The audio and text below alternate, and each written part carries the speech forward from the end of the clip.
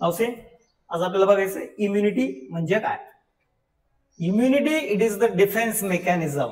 हे defence mechanism आहे against the disease causing micro organisms. This are the pathogens. Pathogen हे सगळीकडे present आहेत एव्हरीवेअर, आणि हे पॅथोजन्स कोणत्या ना कोणत्या माध्यमातून मीडियम मधून आपल्या बॉडीमध्ये एंट्री करतात.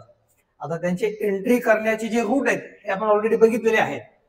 तर यांना या मायक्रो ऑर्गॅनिझमला आपल्या बॉडीमध्ये एंट्री करण्यापासून अडवणारं मेकॅनिझम किंवा एंट्री झाल्याच्या नंतरही आपल्याला कोणताही डिसीज होऊ नये म्हणून त्या बॅक्टेरियाला आयडेंटिफाय करून किल करणारं, नष्ट करणारं, डिस्ट्रॉय करणारं जे मेकॅनिझम आहे त्याला आपण काय म्हणतो, इम्युनिटी. ही आपल्या बॉडीची खास ॲबिलिटी आहे to fight against the pathogen. Yes,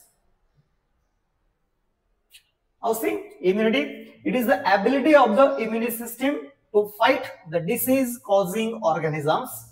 Now see the types of immunity. Immunity चे दोन प्रकार आहेत. The first one is innate immunity and another is acquired immunity. Innate immunity it is inborn immunity. तिला आपण inborn immunity म्हणतो, जी जन्मतःच आपल्या बॉडीमध्ये प्रेझेंट असते. Inborn it is a non-specific. And acquired it is acquired after the birth. आपल्या जन्माच्या नंतर ही हळूहळू आपल्या बॉडीमध्ये तयार व्हायला, डेव्हलप व्हायला सुरुवात होते, जी की इनबॉर्न किंवा at the time of birth ती प्रेझेंट नसते. म्हणून आपण इम्युनिटीचे दोन प्रकार केलेले आहेत, innate and acquired. One by one बघू आपण. फर्स्ट इननेट इम्युनिटी बघू आपण.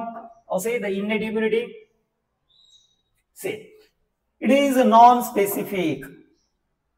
इनेट इम्युनिटी कशी असते, नॉन स्पेसिफिक. नॉन स्पेसिफिक म्हणजे प्रत्येक पॅथोजन साठी तिची फाईट करण्याची ऍबिलिटी ही सारख्याच प्रकारची असते, सेम. म्हणजे कोणत्याही पॅथोजनला ती स्पेसिफिक नाही. म्हणजे मलेरियाचा पॅथोजन असेल त्याला फाईट करण्याची ऍबिलिटी तीच असेल, टायफॉइडचा असेल, टीबीचा असेल, कॉलराचा असेल, त्यांची जी मेथड आहे आणि जे मेकॅनिझम आहे ते सगळ्यांसाठी सेम असतं. म्हणजे प्रत्येक पॅथोजन साठी वेगवेगळं मेकॅनिझम त्यांच्याकडे नाहीये. अशा इम्युनिटीला आपण काय म्हणू, नॉन स्पेसिफिक. सगळ्यांसाठी same mechanism. And it is present at the time of birth. ही जन्मतात असते असे. It provides barriers. बॅरियर्स म्हणजे अडथळे. मी आत्ताच सांगितलं की पॅथोजन्स सगळीकडे प्रेझेंट आहेत. They are present everywhere. आपल्या फूड मध्ये असू शकतात, आपण जे वॉटर ड्रिंक करतो त्या वॉटर मध्ये असू शकतात, आपण जी एअर इनहेल करतो त्या एअर मध्ये असू शकतात, आपल्या हातावर असू शकतात. They are present everywhere. मग कोणत्या ना कोणत्या माध्यमातून हे पॅथोजन आपल्या बॉडीमध्ये एंट्री करू शकतात.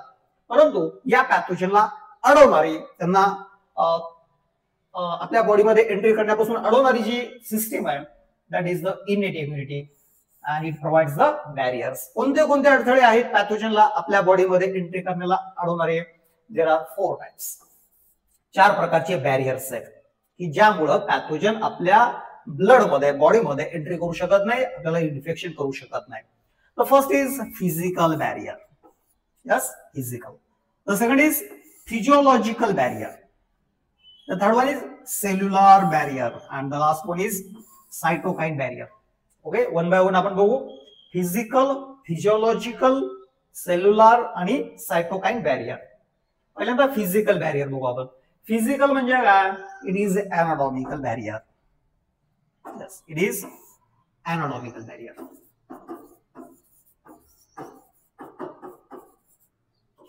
आपल्या बॉडीमध्ये असे काही ऑर्गन्स आहेत की जे ऑर्गन्स हे पॅथोजन आपल्या सगळीकडे सभोवताली प्रेझेंट असताना सुद्धा, इव्हन आपल्या बॉडीवर सुद्धा प्रेझेंट आहेत ते, परंतु ते आपल्या बॉडीमध्ये एंट्री करू शकत नाहीत कारण आपल्या बॉडीची अॅनाटॉमी अशा प्रकारची आहे.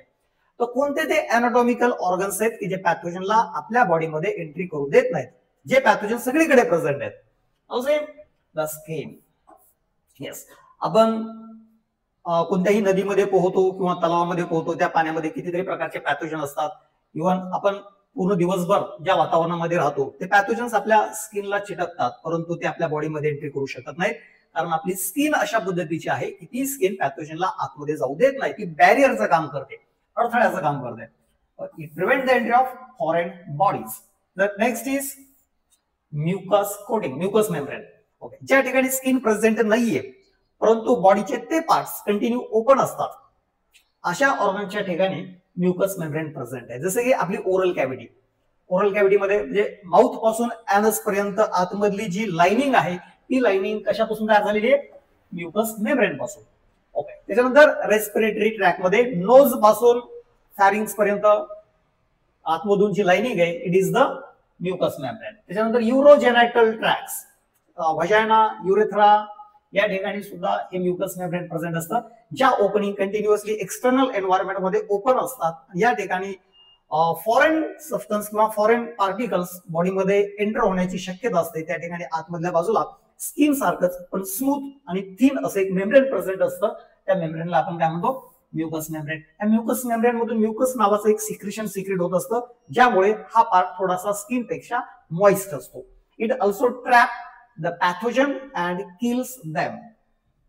C here, lining, respiratory, gastrointestinal and urinogenital tracts trap the microbes, ज्यामुळे इन्फेक्शन होत नाही किंवा पॅथोजन आपल्या बॉडीमध्ये एंट्री करत नाही. हे झालं फिजिकल बॅरियर. फिजिकल त्याच्यामध्ये कोणत्याही प्रकारचं मेकॅनिझम नाहीये, फक्त बॅरियर आहे, अडथळा आहे. Now see the physiological. What is mean by physiology? Physiology म्हणजे आपल्या बॉडीचे काही नॉर्मल फंक्शन आहेत की ज्या फंक्शनमुळे आपोआप पॅथोजन आपल्या बॉडीमध्ये एंट्री करण्यापासून अडवले जातात. आता ऍक्च्युअली हे मेकॅनिझम पॅथोजनला किल करण्यासाठी नाहीयेत, त्यांचं फंक्शन वेगळं आहे, परंतु त्या फंक्शनमुळे, त्या नॉर्मल फंक्शनमुळे आपोआपच पॅथोजनला बॅरियर केलं जातं, त्यांना अडवलं जातं. Also the different kinds of physiological barriers. The first is gastric HCl. In our stomach, आपल्या स्टमक मध्ये HCl नावाचं सिक्रेशन सिक्रेट होतं. HCl, hydrochloric acid. What is the purpose of hydrochloric acid?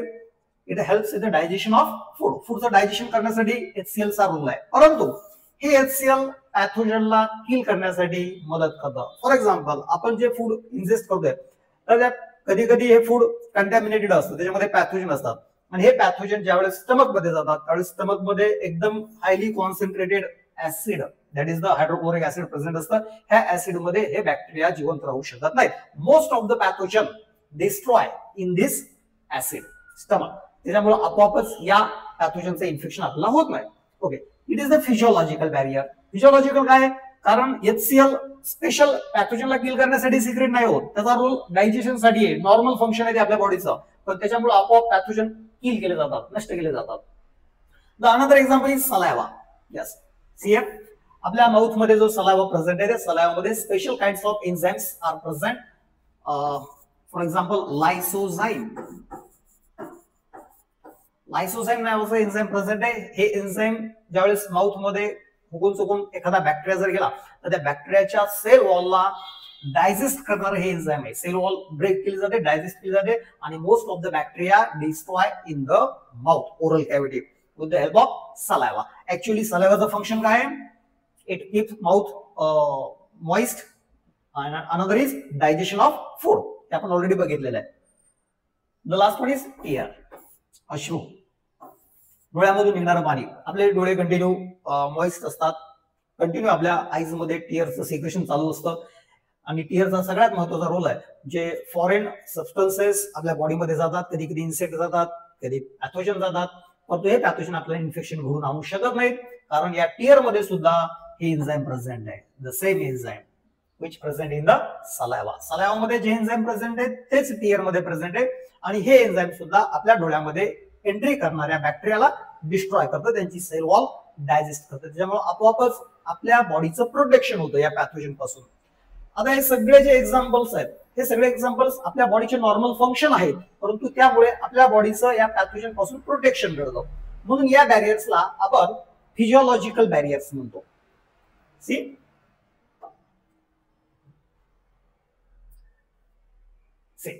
The next type, that is the cellular barrier. Yes, आपण first कोणतं बघितलं? Physical, दुसरं बघितलं physiological, आणि द थर्ड इज सेल्युलर. आपल्या ब्लड मध्ये WBC नावाच्या सेल्स आहेत. ब्लड मध्ये 3 प्रकारच्या सेल्स आहेत, RBC, WBC आणि प्लेटलेट्स. तर त्याच्यामधल्या WBCच्या सेल्स आहेत, WBCचे वेगवेगळे प्रकार आहेत. तर त्याच्यामधल्या काही सेल्स या आपल्या बॉडीमध्ये, आता इतके सगळे बॅरियर क्रॉस करूनही जर पॅथोजन आपल्या ब्लड मध्ये एंटर झाला तर त्याला रिकॉग्नाइज करणे आणि डिस्ट्रॉय करण्याचं काम या सेल्स करतात. या सेल्स त्याला रिकॉग्नाइज करतात आणि त्याला एंगल्फ करतात. एंगल्फ करतात म्हणजे त्याला गिळून टाकतात. त्याला फॅगोसायटोसिस म्हणतात. फॅगोसायटोसिस. याच्या WBC मोस्टली याच्यामध्ये कोणत्या कोणत्या सेल आहेत लक्ष द्या आता. न्यूट्रोफिल्स. न्यूट्रोफिल्सला काय म्हणतो आपण? Polymorphonuclear leukocyte. Polymorphonuclear leukocyte. Leukocyte म्हणजे WBC. पॉलीमॉर्फो म्हणजे वेगवेगळ्या शेपचा न्यूक्लियस असणाऱ्या ल्युकोसाइट. यांचं न्यूक्लियस वेगवेगळ्या शेपचं असतं.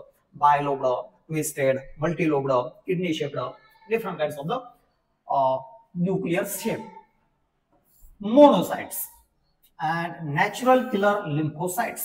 या लिम्फोसाइट्स आहेत. ऍक्च्युअली लिम्फोसाइट्स या याच्यामध्ये येतात ऍक्वायर्ड इम्युनिटीमध्ये. इनेट इम्युनिटीमध्ये काही नॅचरल किलर लिम्फोसाइट्स प्रेझेंट आहेत.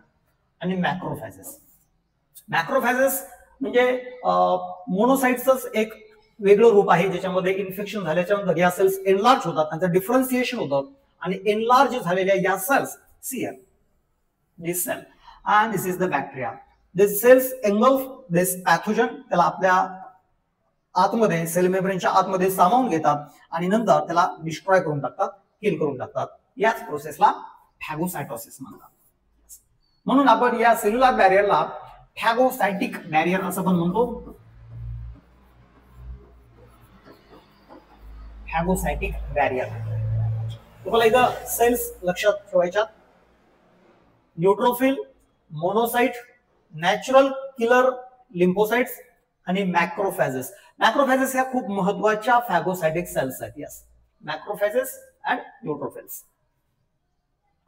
इथं सेल्स काम करतात. म्हणजे इथं इन्फेक्शन झालेलं आहे आणि इन्फेक्शन झाल्याच्या नंतरची ही प्रोसेस आहे, नंतरची इम्युनिटी आहे. पण इम्युनिटी ऑलरेडी प्रत्येक इंडिव्हिज्युअल मध्ये प्रेझेंट आहे. म्हणजे ते जन्मलेलं बाळ असेल नुकतंच ते असलं तरी पण, किंवा एखादा अडल्ट असेल त्याच्या बॉडीमध्ये पण या सगळ्या सेल्स प्रेझेंट आहेत आणि त्या कंटिन्युअसली इन्फेक्शन झाल्याच्या नंतर पॅथोजन सोबत फाईट करण्याचं काम करत असतात. म्हणून आपल्याला सेल्युलर बॅरियर म्हटलेलं आहे. Last one is cytokine barrier. Yes, cytokine barrier हे थोडंसं इंटरेस्टिंग आहे. याच्यामध्ये नॉसियर समजा ही एक सेल आहे आपल्या बॉडीची आणि या सेलमध्ये जर एखाद्या व्हायरसचं इन्फेक्शन झालं, व्हायरसचं इन्फेक्शन होत असताना पूर्ण व्हायरस सेलमध्ये एंटर होत नाही, फक्त त्या व्हायरसचं जेनेटिक मटेरियल आतमध्ये एंट्री करतं. इट मे बी डीएनए और आरएनए. ते डीएनए असू शकतं किंवा आरएनए असू शकतं. आणि हा डीएनए किंवा आरएनए त्या सेलमध्ये गेल्याच्या नंतर त्या सेलची पूर्ण मशिनरी प्रोटीन सिंथेसिसची स्वतःसाठी यूज करतं आणि स्वतःच्या अनेक कॉपीज ते तयार करतो. आणि अशा पद्धतीनं या एका सेलमध्ये गेलेला एक डीएनए, एका व्हायरसचा एक डीएनए अनेक कॉपीज तयार करतो आणि नंतर त्या सेलला बस्ट करतो, फोडून टाकतो आणि त्या सेलमधून अनेक व्हायरसेस बाहेर पडतात. एंट्री होत असताना त्या सेलला व्हायरसचं इन्फेक्शन होत असताना फक्त एक न्यूक्लिक ऍसिड आतमध्ये एंट्री करतो. इट मे बी डीएनए और आरएनए. इन्फेक्शन झाल्याच्या नंतर खूप साऱ्या कॉपीज त्या आरएनएच्या तयार होतात. हे आरएनए त्या सेलला फोडून बाहेर पडतात आणि बाहेर पडलेले सगळे हे जे व्हायरसेस आहेत हे व्हायरसेस नवीन सेलला टार्गेट करतात. पण इथं ही सेल ज्यावेळेस इन्फेक्ट होते त्यावेळेस ती डिस्ट्रॉय व्हायला सुरू होते. परंतु ही सेल डिस्ट्रॉय होता होता एक काम करते, एक चांगलं काम करते. It releases some molecules. These molecules are interferons. या मॉलिक्युल्सला आपण काय म्हणतो? इंटरफेरॉन्स. हे इंटरफेरॉन्स काय करतात? हे इंटरफेरॉन्स या सेलच्या आजूबाजूला असणाऱ्या ज्या दुसऱ्या सेल्स आहेत त्या सेल्सला ऍक्टिव्ह करतात, त्यांना अलर्ट करतात. आता हे इंटरफेरॉन्स या सेलला अलर्ट करतात. ही सेल अलर्ट होते. या सेलला कळून जातं की या ठिकाणी या व्हायरसचं इन्फेक्शन झालेलं आहे आणि म्हणून याचं इन्फेक्शन होण्याच्या आधीच या सेलनं त्या डीएनएला डिस्ट्रॉय करणारे जे प्रोटीन्स आहेत ते तयार करायला सुरुवात केलेली असते. आता ज्यावेळेस ही सेल डिस्ट्रॉय होऊन जाते, पण डिस्ट्रॉय होता होता बाकीच्या सेलला ती अलर्ट करते. आता हे जे बाहेर पडलेले जे व्हायरस आहेत हे ज्यावेळेस या सेलवर अटॅक करतात, त्या सेलमध्ये त्याचा डीएनए एंट्री करतो, त्यावेळेस ऑलरेडीच त्या सेलच्या सायटोप्लाझम मध्ये या सेलनं तयार केलेले अँटीव्हायरल प्रोटीन्स प्रेझेंट असतात. हे प्रोटीन्स या डीएनए ला डिस्ट्रॉय करतात, किल करतात. म्हणजे आपोआपच त्या सेलचं प्रोटेक्शन होतं. बाकीच्या सगळ्या सेल्स त्या इन्फेक्शन पासून, त्या व्हायरस पासून वाचतात. तर या बॅरियरला आपण काय म्हणतो, सायटोकाईन बॅरियर. एक सेल जी की काही केमिकल रिलीज करते, त्या केमिकल्सला आपण काय म्हणतोय, इंटरफेरॉन्स. हे इंटरफेरॉन्स रिलीज केले जातात आणि हे इंटरफेरॉन्स बाकीच्या सेलला अलर्ट करतात आणि त्यांना इन्फेक्शन पासून वाचवण्याचं काम करतात. ओके, ही सायटोकाईन बॅरियर जे आहे हे फक्त कोणत्या इन्फेक्शन मध्ये ऍक्टिव्ह आहे? यस, व्हायरल इन्फेक्शन मध्ये. परीक्षेला याच्यावर प्रश्न पण येऊ शकतो की व्हायरसचं इन्फेक्शन झाल्याच्या नंतरच सेल इंटरफेरॉन रिलीज करते. That is the cytokine barrier. Okay, ही झाला पहिला प्रकार इम्युनिटीचा, that is the innate immunity. दोन प्रकारची इम्युनिटी सांगितलेली आहे. एक इनेट जी जन्मताच असते आणि दुसरी अक्वायर्ड जी जन्म झाल्याच्या नंतर हळूहळू डेव्हलप होत जाते आणि आपल्याला पॅथोजन पासून प्रोटेक्ट करते. सी, काही कॅरेक्टरिस्टिक फीचर्स या इम्युनिटीचे. The first is it is pathogen specific. Yes, it is pathogen specific. म्हणजे ही प्रत्येक पॅथोजन साठी वेगवेगळ्या पद्धतीनं फाईट करते.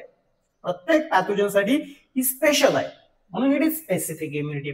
Developed during life time, yes, after the birth, म्हणून अक्वायर्ड नाव दिलेलं आहे तिला. It is characterised by memory. सगळ्यात खास वैशिष्ट्य जर असेल या अक्वायर्ड इम्युनिटीचं तर दॅट इज द मेमरी. एकदा झालेलं इन्फेक्शन आपली इम्युनी सिस्टीम परमनंटली लाईफ टाइम त्या इन्फेक्शनला, त्या पॅथोजनला मेमरीच्या स्वरूपामध्ये स्टोअर करते, त्याला आयडेंटिफाय करते, ओळखते.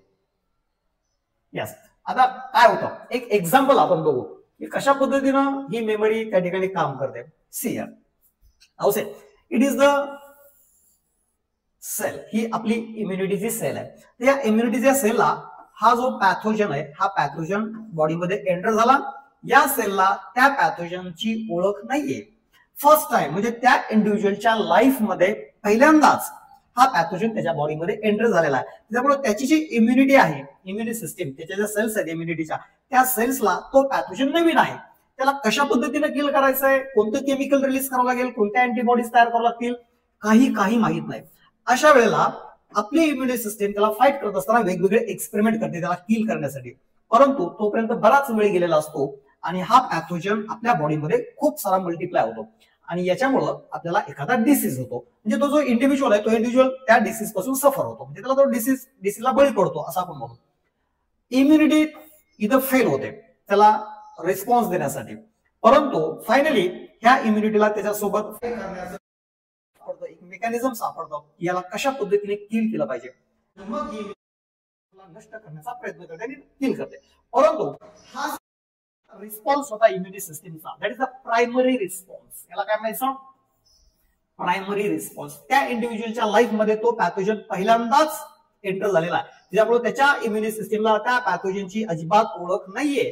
अशा वेळेला ज्या इम्युनिटी सिस्टीमने त्या इम्युनिटी सिस्टीमला जो रिस्पॉन्स दिलेला आहे, त्या रिस्पॉन्सला आपण काय म्हणतो, प्रायमरी रिस्पॉन्स. तर हा रिस्पॉन्स कसा आहे, हा खूप स्लो आणि वीक आहे, कमजोर आहे. त्याच्यामुळे त्या पर्सनला डिसीज होतो, हे लक्षात ठेवा. It is the low intensity response. त्याची इंटेन्सिटी खूप कमी आहे. ओके, आता काय झालं, तो पर्सन त्या डिसीज पासून रिकव्हर झाला त्याच्या लाईफ मध्ये. समजा त्या इंडिव्हिज्युअलचं जे एज आहे ते आहे 5 इयर्स, 5 वर्षाचं ते चाइल्ड आहे.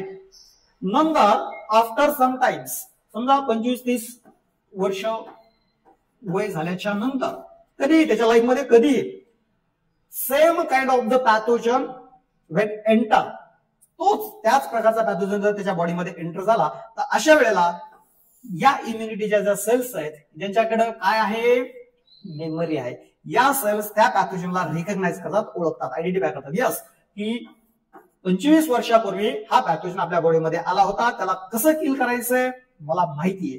आणि ही सेल, ही इम्युनिटीची सेल त्याला लगेच ते मेकॅनिझम युज करते आणि त्याला डिस्ट्रॉय करते. त्याचं मल्टिप्लिकेशन होऊ देण्याच्या अगोदरच, जे बॉडीमध्ये एखादा डिसीज निर्माण होण्याच्या आधीच त्या पॅथोजनला किल केलं जातं, नष्ट केलं जातं. त्याच्यामुळे डिसीज होत नाही. तर हा जो रिस्पॉन्स आहे आपल्या इम्युनी सिस्टीमनं दिलेला सेकंड टाइम, या रिस्पॉन्सला काय म्हणतो आपण, secondary response. Yes, it is the secondary response किंवा anamnestic response. It is the high intensity. It is with high intensity. याची तीव्रता खूप जास्त आहे. सी हा प्रायमरी रिस्पॉन्स आहे. तीव्रता कशी आहे? खूप कमी आहे. अँड द सेकंडरी रिस्पॉन्स तीव्रता कशी आहे? खूप जास्त आहे. या वीक रिस्पॉन्स मुळे डिसीज होतो, कारण तो पहिल्यांदाच बॉडीमध्ये आलेला पॅथोजन, त्याच्यामुळे इम्युनिटीला त्याला फाईट करायचं माहित नाहीये. पण अनदर टाइम त्याच्या लाईफ मध्ये ज्यावेळेस हे इन्फेक्शन होतं त्यावेळेस इम्युनिटी एकदम स्ट्रॉंगली त्याला फाईट करते आणि डिस्ट्रॉय करते. म्हणजे त्याला मल्टिप्लाय होऊ देत नाही आणि आपल्याला कोणत्याही प्रकारचा डिसीज होऊ देत नाही. हा secondary response. It is the with high intensity. Yes, लक्षात राहील. हे या इम्युनिटीचं खास वैशिष्ट्य आहे, ऍक्वायर्ड इम्युनिटीचं. That is the memory. ही झाली acquired immunity.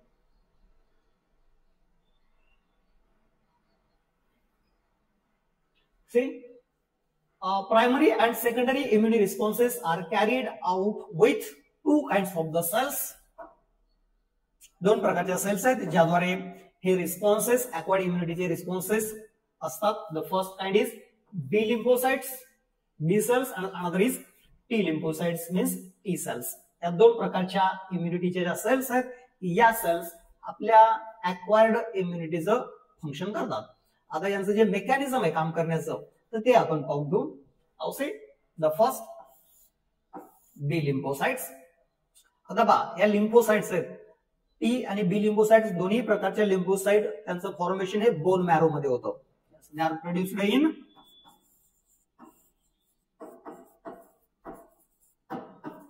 Bone marrow. Yes, bone marrow मध्ये आपले जे लॉंग बोन्स आहेत त्याचं जे बोन मॅरो आहे त्या टिश्यू मध्ये या दोन्ही सेल्स तयार होतात. परंतु याच्यामध्ये ज्या बी लिम्फोसाइट्स आहेत त्या बी लिम्फोसाइट्स जिथं तयार होतात तिथंच त्या मॅच्युअर होतात आणि तिथून त्या डायरेक्ट फंक्शनल होऊन आपल्या ब्लड मध्ये रिलीज होतात. आणि टी लिम्फोसाइट ज्या आहेत त्या तयार झाल्याच्या नंतर आपण त्यांना थायमोसाइट म्हणतो. थायमोसाइट्स. ओके, या नॉन फंक्शनल असतात, म्हणजे या फाईट करण्यासाठी एबल नसतात, मॅच्युअर झालेल्या नसतात. तर या सेल्स थायमस ग्लँड कडे कॅरी होतात. Yes, thymus gland. Thymus gland कुठं आहे हे आपण ऑलरेडी बघितलेलं आहे लिम्फोइड ऑर्गन्स मध्ये, between the lungs and near the heart, behind the heart, dorsal side of the heart. Two lobed gland, that is the thymus. हे thymus gland thymosin नावाचं secretion release करते आणि या थायमोसिन मुळे T लिम्फोसाइटचं म्हणजे थायमोसाइटचं maturation होतं आणि मग त्या फंक्शनल बनतात आणि मग त्या ब्लड मध्ये फाईट करण्याचं काम करतात, इम्युनिटीचं काम करतात. म्हणून त्यांना आपण काय नाव दिलेलं आहे? T lymphocytes. लक्षात आली गोष्ट. दोन्ही प्रकारच्या लिम्फोसाइट बोन मॅरो मध्ये तयार होतात. बी लिम्फोसाइट बोन मॅरो मध्येच मॅच्युअर होतात आणि तिथूनच डायरेक्ट त्या फंक्शनल होतात, ब्लड मध्ये रिलीज करतात. आणि टी लिम्फोसाइट मात्र बोन मॅरो मधून थायमस ग्लँड कडे जातात. तिथं थायमोसिनच्या इन्फ्लुएन्समुळे त्या मॅच्युअर होतात आणि फंक्शनल बनतात. असे देअर मेकॅनिझम. आता या दोन्ही प्रकारच्या सेल्स कशा पद्धतीनं आपली इम्युनिटी तयार करतात, पॅथोजन सोबत कसं फाईट करतात हे आपण बघू. जसे B lymphocytes. Okay, the B lymphocytes ज्यावेळेस ऍक्टिव्ह होतात, स्टिम्युलेट होतात, त्यावेळेस दे प्रोड्यूस अँटीबॉडीज. त्या अँटीबॉडीज तयार करतात. Antibodies are the chemicals. हे केमिकल असतात की जे आलेला जो पॅथोजन आहे त्या पॅथोजनच्या सरफेसवर जे अँटीजन असतात त्या अँटीजन सोबत या अँटीबॉडी स्पेसिफिक असतात, म्हणजे त्या ठरलेल्या असतात. त्या पॅथोजनला याच अँटीबॉडी तयार करायच्या. आपण ऑलरेडी बघितलेलं, इट इज द स्पेसिफिक. तर या अँटीबॉडी त्या पॅथोजनच्या सगळीकडून त्याला चिटकतात आणि त्याला इमोबिलाइज करतात. त्याला त्यांनी रिलीज केलेले जे टॉक्झिन्स आहेत त्याला न्यूट्रल करतात आणि फॅगोसायटोसिस साठी मदत करतात phagocytic सेल्सला. These are the proteins. Yes, these antibodies are the proteins, glycoproteins आहेत. Fight with pathogen. ओके, इथं केमिकल रिलीज केलं जातं. बी लिम्फोसाइट द्वारे केमिकल रिलीज केलं जातं. Antibodies are the chemicals, glycoproteins आहेत. ग्लायकोप्रोटीन्स यांनाच आपण इम्युनोग्लोब्युलिन असं पण म्हणतो. इम्युनोग्लोब्युलिन शॉर्ट लिहिलेला आयजी लिहितात. ओके, तर हे केमिकल आहेत म्हणून या इम्युनिटीला, बी लिम्फोसाइटच्या इम्युनिटीला आपण ह्युमरल इम्युनिटी असं म्हणतो. It is humoral immunity.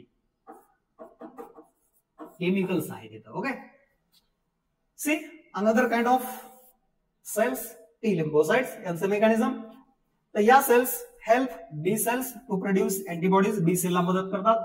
ज्यावेळेस पॅथोजन बॉडीमध्ये एंट्री करतो त्यावेळेस बी सेलला स्टिम्युलेट करण्याचं, ऍक्टिव्ह करण्याचं काम टी सेल्स करतात. टी सेलचं मेकॅनिझम डिटेलमध्ये आपण नंतर बघू. तर तुम्हाला इथे फक्त 2 सेलचे नाव लक्षात ठेवायचे की अक्वायर्ड इम्युनिटीमध्ये या 2 प्रकारच्या सेल्स खूप इम्पॉर्टंट आहेत, बी लिम्फोसाइट्स आणि T lymphocytes. See here, the structure of antibodies. B lymphocytes antibody तयार करतात कधी? After the infection, after the entry of pathogen. Pathogen बॉडीमध्ये एंटर झाला हे अगोदर सगळ्यात आधी कुणाला कळतं? तो पॅथोजन डायरेक्ट बी लिम्फोसाइटला स्टिम्युलेट करू शकतो. At the same time B लिम्फोसाइटला स्टिम्युलेट करण्याचं काम टी लिम्फोसाइट्स करतात. टी लिम्फोसाइट मधल्या हेल्पर टी सेल्स या बी लिम्फोसाइटला स्टिम्युलेट करतात आणि बी लिम्फोसाइट स्टिम्युलेट झाल्याबरोबर they get differentiate into 2 kinds of the cells. Yes, B cells. So differentiation 2 प्रकारच्या सेल मध्ये होतं. First is plasma cells and the another is memory cells. Memory सेलचं काम आहे फक्त मेमराइज करणे, त्याला लक्षात ठेवणे. आणि ज्या प्लाझ्मा बी सेल्स आहेत, plasma B cells, these plasma B cells start to release antibodies. या plasma B cells antibodies produce करायचं काम करतात. हे अँटीबॉडी प्रोड्यूस करण्याचं काम कंटिन्युअसली चालू असतं. At the same kind so many antibodies are released into the blood. खूप साऱ्या अँटीबॉडीज रिलीज केल्या जातात only after the infection. Now see the structure of antibody. Mechanism लक्षात आलंय? यस, की पॅथोजन बॉडीमध्ये आला, पॅथोजन डायरेक्ट बी लिम्फोसाइटला स्टिम्युलेट करू शकतो, परंतु at the same time B लिम्फोसाइटला स्टिम्युलेट करण्याचं काम अजून कोण करतोय? T lymphocyte. टी लिम्फोसाइट मधल्या कोणत्या सेल्स? हेल्पर टी सेल्स या बी सेल्सला स्टिम्युलेट करतात आणि मग बी लिम्फोसाइट्स प्लाझ्मा सेल आणि मेमरी सेल्स याच्यामध्ये डिवाइड होतात. त्याच्यामधल्या ज्या प्लाझ्मा बी सेल्स आहेत त्या अँटीबॉडी प्रोड्यूस करतात. तर see the structure of antibody. अँटीबॉडीचं स्ट्रक्चर आपण बघू. That is the structure of antibody. Shape बघा, it is Y shaped. Yes, shape कसा आहे? Y shaped. How many polypeptide chains are present? 1, 2, 3 and 4. There are 4 polypeptide chains. 4 polypeptide chains. आता याच्यामधल्या 2 chain जर तुम्ही बघितल्या, this one and this one, या लहान आहेत तर त्यांना आपण लाईट चेन म्हणतो. Yes, light chain. आणि याच्यात 2 आहेत ज्यांनी वाय शेप घेतलेला आहे त्यांना काय म्हणायचं? Heavy chain. लाईट चेन आणि heavy chain. 2 light chain, 2 heavy chain. म्हणून आपण याला H2L2 असं लिहितो. H हेवी चेन आणि L light chain. 2 heavy 2 light. H2L2 हे लक्षात ठेवा. H2L2 चा अर्थ काय आहे? 2 light chain and 2 heavy chains. आता यांचा जो शेप आहे हा वाय शेप आणि ह्या अशा एकत्रित राहण्याचं कारण म्हणजे या 4ही चेन मध्ये आपापसात असलेले काही बॉन्ड जे त्यांना एकत्रित धरून ठेवतात. This bonds are the disulfide bonds. Disulfide bonds हे डायसल्फाइड बॉन्ड आहेत. किंवा सल्फर सल्फर सल्फर सल्फर या 4ही चेन एकमेकीला अशा पद्धतीने बाइंड झालेल्या आहेत की त्यांचा शेप हा वाय सारखा झालेला आहे. यस, आता बघा, each चेन या 4 मधली प्रत्येक चेन 2 पार्ट मध्ये डिवाइड झालेली आहे. This one part that is the variable region. काय म्हणायचं याला? Variable region of the chain. And this parts, this this this this this इथून खालचे सगळे एवढे पार्ट याला काय म्हणतो आपण? Constant region. Constant region. आता व्हेरिएबल रिजन आणि कॉन्स्टंट रिजन म्हणजे काय ते थोडक्यात सांगतो. हा रिजन प्रत्येक अँटीजेन साठी वेगवेगळा असेल. प्रत्येक पॅथोजन साठी हा एवढा भाग काय असेल? वेगवेगळा असेल. आणि बाकीचा हा जो भाग आहे, ओके, आता कलर मध्ये सांगायचं झालं, read this orange and this red, हा पार्ट हा कॉन्स्टंट रिजन आहे. हा सगळ्या प्रकारच्या अँटीबॉडी मध्ये सेम असेल म्हणून आपण त्याला कॉन्स्टंट रिजन म्हणतोय. पण हा जो पार्ट आहे येलो ब्ल्यू हा प्रत्येक अँटीजन साठी, प्रत्येक पॅथोजन साठी तो वेगवेगळा असेल, स्पेसिफिक असेल. तर त्या पार्टला आपण व्हॅरिएबल रिजन म्हटलेले आहे. आणि त्या व्हॅरिएबल रिजनवर काय वेगळेपण आहे, that is the antigen binding site, ही वेगळी आहे. अँटीजनला बाइंड होणारी साईट ही वेगळी आहे, ती स्पेसिफिक आहे. प्रत्येक अँटीजन साठी ती स्पेसिफिक आहे. जसं एक उदाहरण सांगतो मी तुम्हाला. समजा एक की आहे, यस ही की आहे, ओके, आणि ही एक दुसरी की आहे, ओके. आता या दोन की मध्ये हा जो पार्ट आहे, यस हा पार्ट हा सेम आहे, यस याच्यामध्ये काही डिफरन्स आहे का, नाहीये. याचा शेप पण सेम आहे, थिकनेस, जाडी काय असेल ते सगळं सेम आहे. तर या पार्टला आपण काय म्हणू, कॉन्स्टंट रिजन. काय म्हणू, कॉन्स्टंट रिजन. ओके. आता ही की एका स्पेशल लॉकची आहे आणि ही की एका दुसऱ्या स्पेशल लॉकची आहे. मग यांच्यामध्ये वेगळे पण काय आहे, तर ही जी साईड आहे त्यांची, दिस साईड, दिस पोर्शन हा वेगवेगळा आहे, तो स्पेसिफिक आहे. प्रत्येक लॉकचा हा पोर्शन स्पेसिफिक असतो. तर त्या रिजनला आपण काय म्हणू, variable region. That is the variable region. हा वेगवेगळा पोर्शन आहे आणि हा सेम आहे. तसंच या अँटीबॉडी मध्ये हा पोर्शन फक्त वेगळा आहे, हा प्रत्येक अँटीजन साठी वेगळा आहे. आणि हा जो पार्ट आहे that is the constant region, हा सेम असेल. Like lock and key manner, अशा पद्धतीच्या अँटीबॉडीज प्रेझेंट असतात. आणि ही जी साईट आहे ज्या ठिकाणी अँटीजन बाइंड होतात, त्या साईटला आपण काय म्हणतो, antigen binding site. Yes, this one is the antigen binding site. अशा पद्धतीचं हे एक अँटीबॉडीचं स्ट्रक्चर आहे. Yes, see the different kinds of the antibody. अँटीबॉडीचे खूप सारे प्रकार आहेत. See here IgA, IgG, IgM, IgE आणि IgD अशा वेगवेगळ्या प्रकारच्या अँटीबॉडीज आहेत. IgG, IgE, IgD, IgM आणि IgE.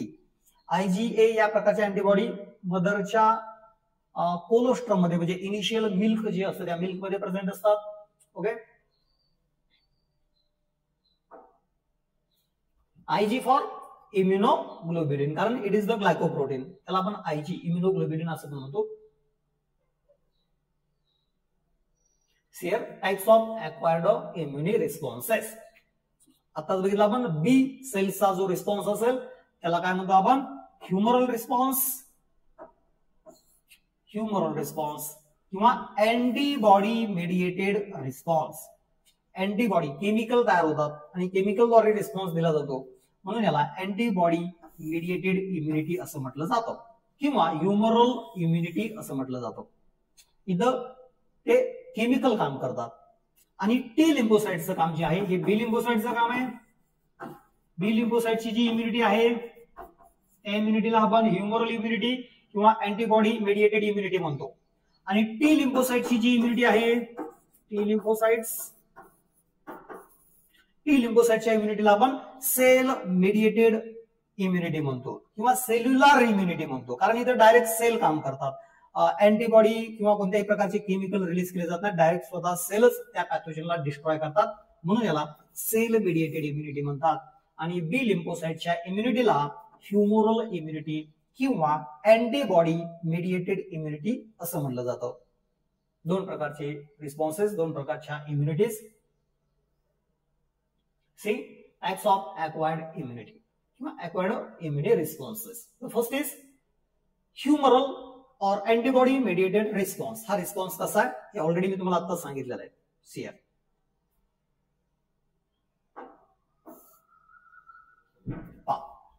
हा व्हायरस आहे. हा व्हायरस ज्यावेळेस बॉडीमध्ये एंट्री होतो त्यावेळेस ह्या अँटीबॉडीज ज्या की प्लाझ्मा सेल्सने रिलीज केलेल्या असतात, या अँटीबॉडी त्या व्हायरसला सगळीकडून बाइंड करतात, त्याला धरून ठेवण्याचं काम करतात. आणि याच्यामुळं हा पॅथोजन इमोबिलाइज होतो, तो अजिबात हालचाल करू शकत नाही. आणि खूप सारं क्राउडिंग झाल्यामुळं तिथं अँटीबॉडीजचं ज्या फॅगोसाइटिक सेल्स आहेत, या फॅगोसाइटिक सेल्स तिथे अट्रॅक्ट होतात. म्हणजे त्यांना तिकडं इशारा भेटतो की इथं काहीतरी क्राउडिंग दिसतंय आणि त्या तिथं जाऊन त्या पॅथोजनला एंगल्फ करतात, गिळून टाकतात. That is the phagocytosis. त्या प्रोसेसला आपण काय म्हणतो, फॅगोसायटोसिस. म्हणजे ऍट अ टाइम सायमल्टेनियसली सगळे मेकॅनिझम काम करत असतात. It is the immune response mediated by the antibodies, and antibodies are found in the blood plasma, so called as humoral immune response. See the types of acquired immunity response मध्ये दूसरा response, that is the cell mediated immunity, म्हणजे T सेलची immunity. आता T सेलची immunity खूप खास आहे. चौसे याच लेक्चर मध्ये आपण हे बघूया.